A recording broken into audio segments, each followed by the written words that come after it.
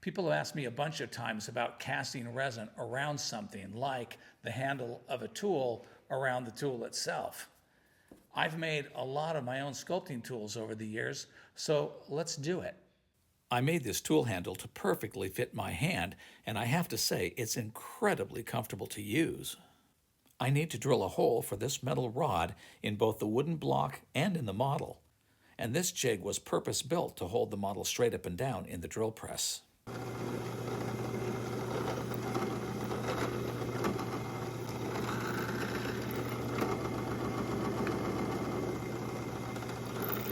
Now you might reasonably be asking, why don't I just do this? Just put the tool handle in there and drill the hole and glue the tool into the handle.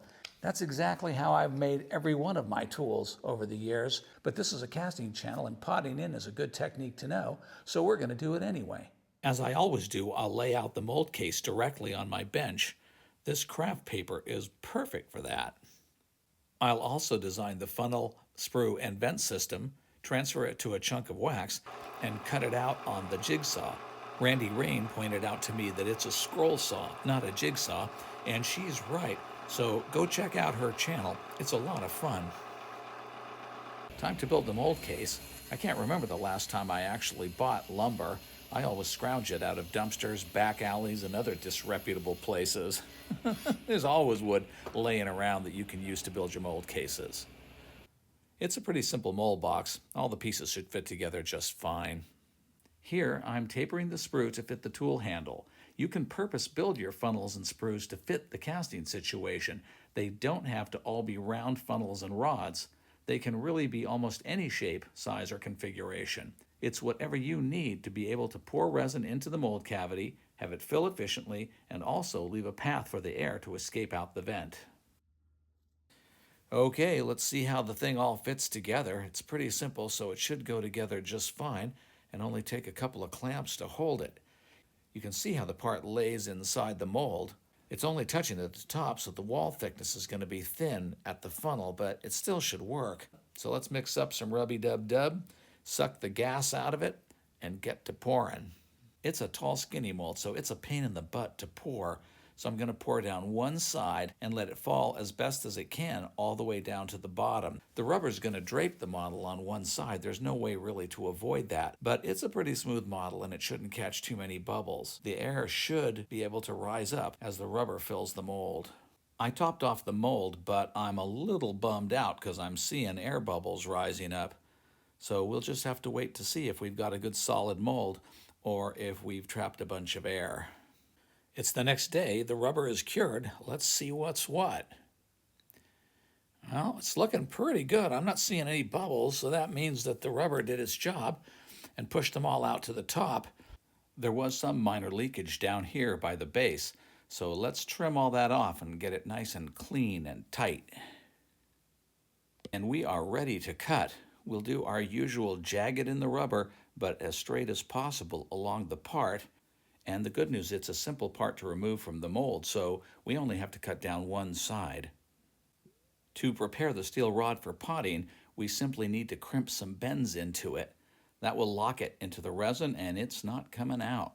That's all the crimping you need, and there's no way this tool is ever going to fall out of the handle. It's locked in there forever. So let's get it mounted up into the holding block.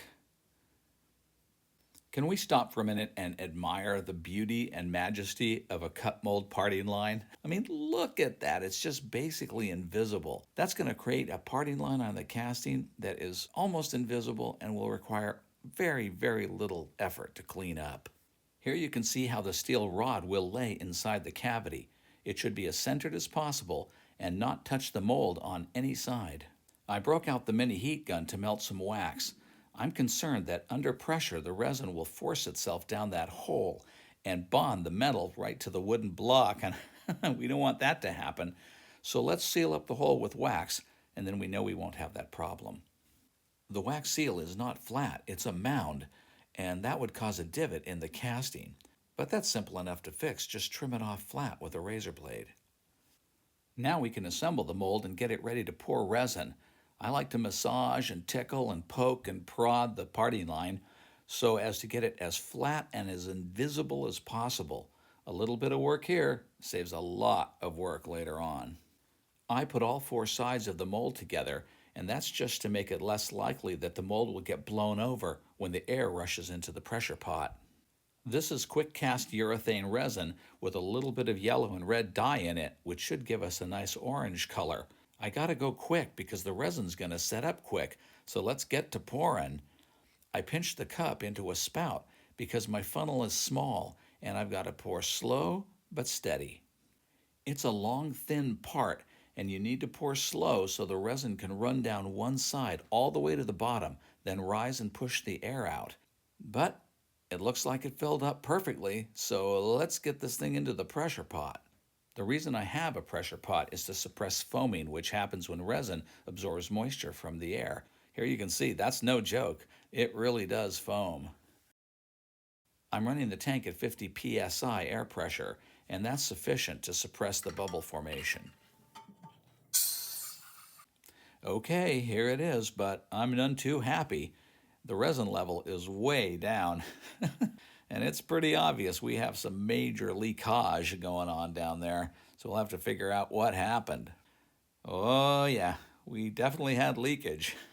And as you could see, most of it was here down at the bottom. If you recall, there was a hole in the rubber where the metal rod entered the mold. So, combination of pressure and gravity caused the resin to flow out of that hole. For the second casting, we'll have to use a slightly improved strategy for making the part. Right off, I can see that the tool is not well centered in the handle, and that's not good. And there's where we have the sort of leakage right in there. So that's a little bit of a mess to clean up. Not crazy about that. But the real problem is that this whole back part of the thing did not fill. As you can see, let's just cut it off. Oh yeah, look at that. It really didn't fill. It's still usable. I mean, it's still a long enough tool handle, and I can just round over that back point. But it's not as elegant looking, and it's clunky. And you know what? I'm not satisfied. We're going to have to make at least one more and see if we can't get it right on the second try. I used petroleum jelly and put it on the wooden block just like that because I want a really easy release. And I mixed up a small batch, like 4 grams of resin, because what I'm going to do is use a thin layer of resin to seal the gap between the rubber mold and the wooden block. And that should seal up the mold at the bottom and prevent the leak. It's been 20 minutes. The little mold seal should be fully cured and ready to go. Let's yank it and fill this mold.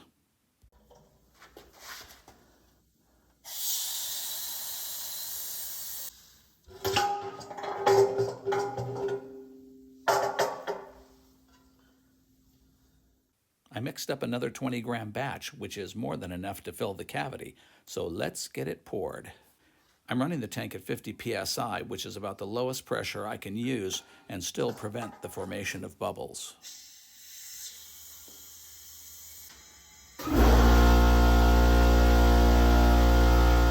While we wait for that batch of resin to cure, I'll do some sculpting on this first casting and kind of round over the end and shape up the end of that tool handle.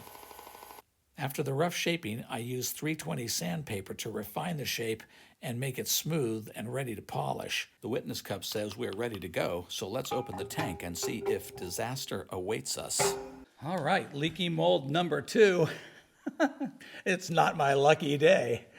All right, we'll see what we got. I'm not hopeful.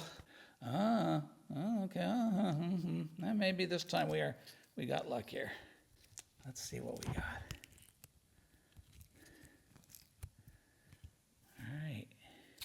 Well, this one is, I'm going to say, did we lose any of it at the top? Boy, we lost just the tip. What a drag. Just a tiny fraction more would have got it.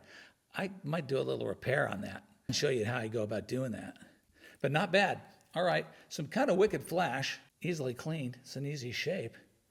This is much better down here. All right, I'm going to call it not perfect because there's a little tiny missing bubble, but overall, I'm pretty pleased with that.